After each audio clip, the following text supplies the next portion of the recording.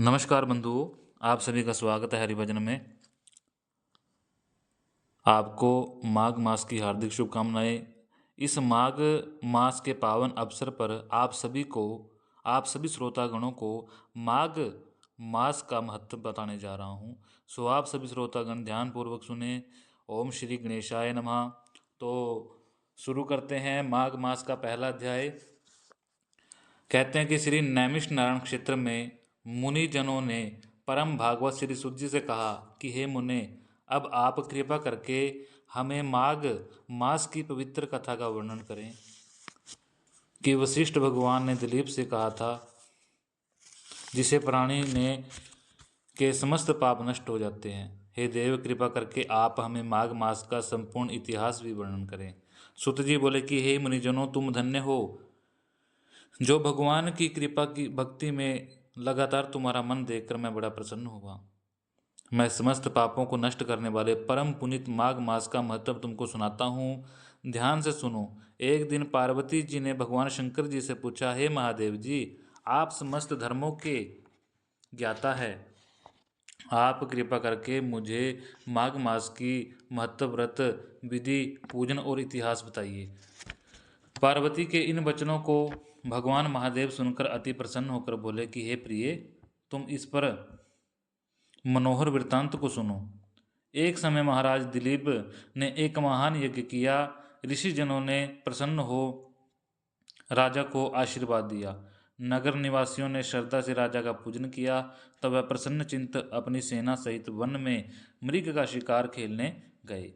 समस्त अस्त्र शस्त्रों से युक्त दिलीप कवच आदि धारण किए, हाथ में धनुष बाण लिए वन में शिकार खोजने लगे। उनके पैदल सिपाही भी मनोहर जंगल में विचरने लगे। शिकारियों के दल वन में पाया जाना सभी जीव शांत होकर अपनी गुफाओं में चले गए। कोलाहल सुन मृग भागने लगे। राजा ने उनको अपने बाणों का निशाना बनाया। पक्षी इस वृक्ष से उस वृक्ष पर उड़ने लगे और अपने को छिपाने के लिए स्थान खोजने लगे। सियार चिल्लाने लगे। वृक्षों के खो में छिपे उल्लू चीखने लगे।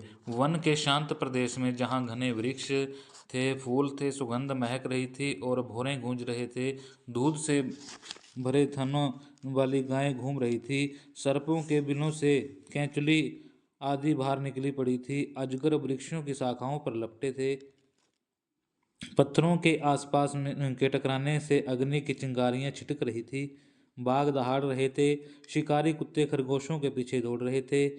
इस प्रकार राजा दिलीप वन में शिकार खेलते, रात्रि होने पर विश्राम करते और फिर आगे बढ़ जाते। इसी प्रकार शिकार खेलते हुए राजा वन में विचरण कर रहे थे तो सेवकों द्वारा मचाए हुए शोर को सुनकर एक मृग जंगल से निकला और इधर उधर चौकड़ी भरने लगा। तब राजा ने उसका पीछा किया और लंबी लंबी छलांग लगाता हुआ मृग टेढ़े मेढ़े रास्ते से कांटेदार झाड़ियों और वृक्षों के मध्य होकर कई भरने पार कर गया।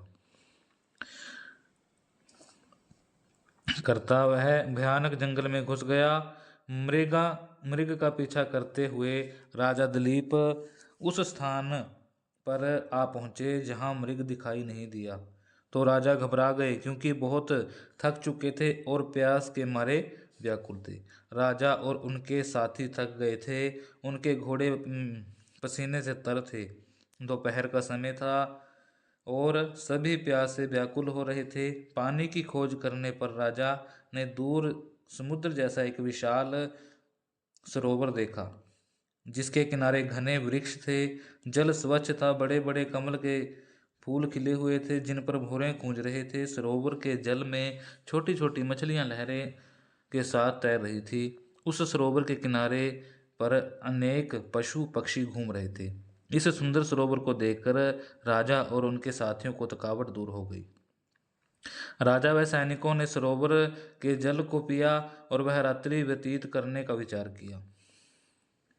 राजा और सैनिकों ने संध्या को भोजन आदि से निवृत्त होकर शस्त्र संभाल लिए।